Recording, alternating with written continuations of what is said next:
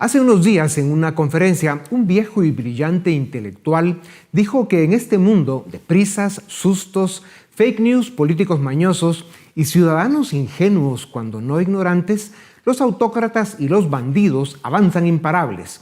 La democracia republicana tiene muchos defectos y está lejos de resolver los problemas de la gente, pero sigue siendo el único sistema conocido en el que se puede trabajar para avanzar.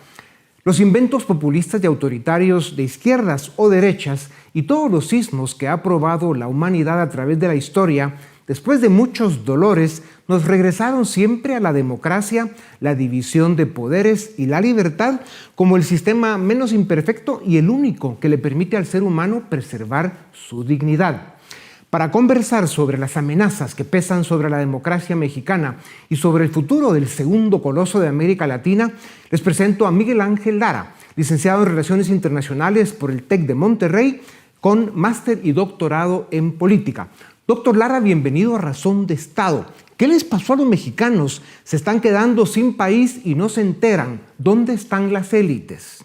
¿Qué pasa con México? Muchas cosas, pero la última es la aprobación y la publicación de una reforma, mal llamada reforma, por cierto, al Poder Judicial, que en pocas palabras atenta contra la independencia judicial, contra la certeza jurídica, contra el Estado de Derecho y el acceso a la justicia, que en pocas palabras atenta contra la independencia, contra la justicia y contra la democracia.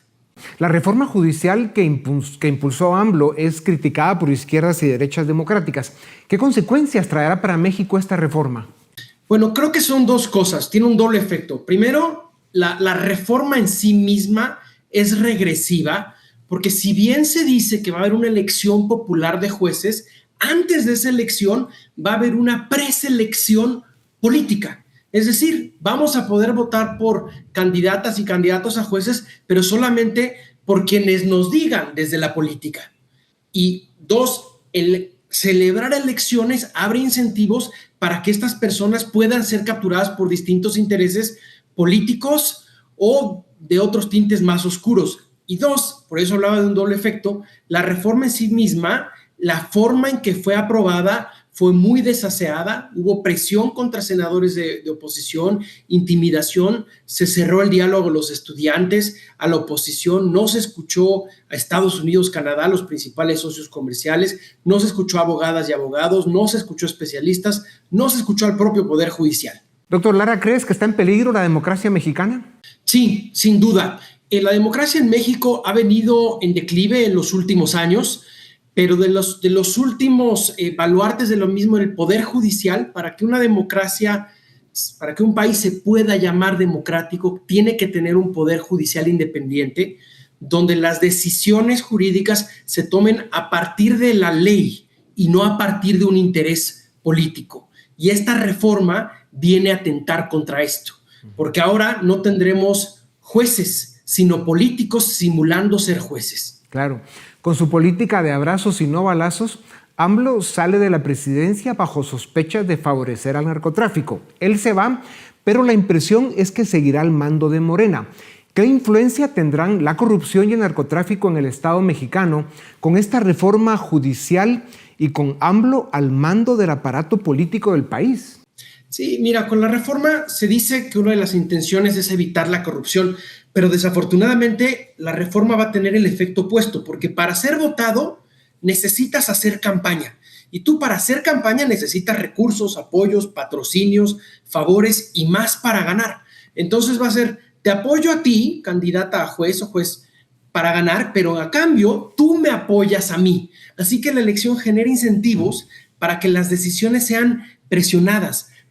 Te apoyo a cambio de que me apoyes, y puede ser desde una persona con dinero hasta el crimen organizado. Claro. Además de la preselección política que hablé, donde es el partido gobernante quien va a hacer los filtros previos de quienes eventualmente estén en las papeletas. Ya lo mencionaste y esto es muy importante. Miembros de la oposición denunciaron amenazas y chantajes para lograr la aprobación de esa aberración de reforma judicial. ¿Va México de regreso al pasado, a un sistema de partido único? ¿Es real el riesgo? ¿Cuáles serían las consecuencias? Sí, yo no lo llamaría una vuelta al pasado, definitivamente no es ir al futuro, porque en el pasado México nunca había considerado la elección popular de jueces y en realidad son muy pocos los países a nivel internacional que lo tienen. El único país que tiene un modelo similar y ha sido un rotundo fracaso ha sido Bolivia, porque las elecciones, además de que nadie las entiende y nadie vota, tienen el récord mundial de voto nulo y voto en blanco, son elecciones muy politizadas. Los otros países que tienen tipo de elecciones son para elecciones para jueces locales, como en Estados Unidos y no en todos los casos. Entonces, es un experimento que ya se ha probado que es fallido y que abre la puerta para la captura política por un lado y por otro lado para la influencia de intereses oscuros, que en el contexto de un país como México, donde ha habido un aumento de la violencia, puede entrar el crimen organizado. Claro. Y el narcotráfico. Por eso esta reflexión es importante. Antes y después del grotesco fraude electoral y el golpe de Estado a la soberanía del pueblo venezolano, AMLO ha sido un cómplice, facilitador y alcahuete de la narcodictadura en Caracas. Es amigo y socio político de Evo Morales y de cuanto tirano encuentra.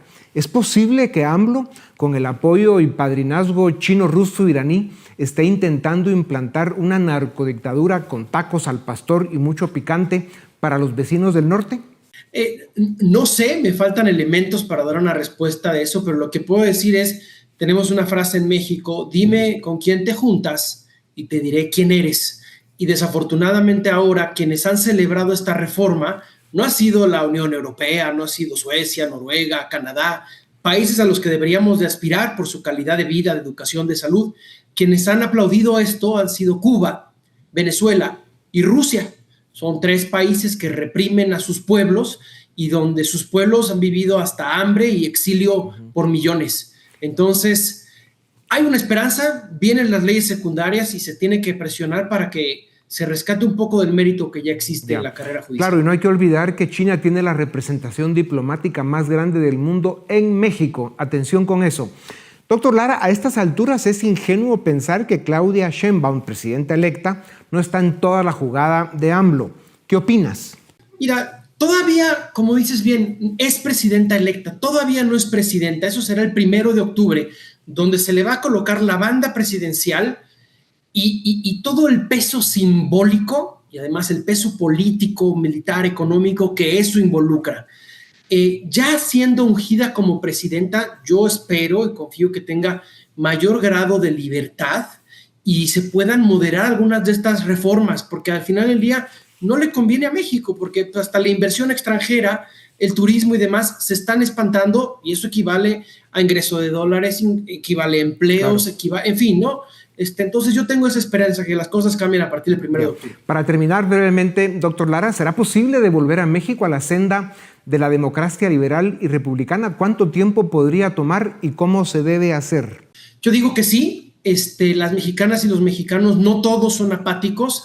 Hay preocupación, pero junto a esa preocupación hay acción.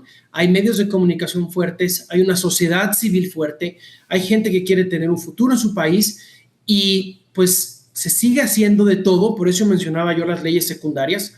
El cambio fue a nivel constitucional, pero se tiene que legislar a nivel secundario y en los estados. Entonces, hay espacios donde pueda haber diálogo y donde se pueda salvar un poco y esto no sea tan trágico. Sin duda alguna, con la epidemia de autócratas y bandidos que está creciendo, vienen batallas formidables para México y para el resto de nuestra América Latina. Habrá que redoblar esfuerzos y seguir luchando por la democracia y la libertad de nuestros países y hoy por la de México con todo. Doctor Lara, muchas gracias por tu tiempo.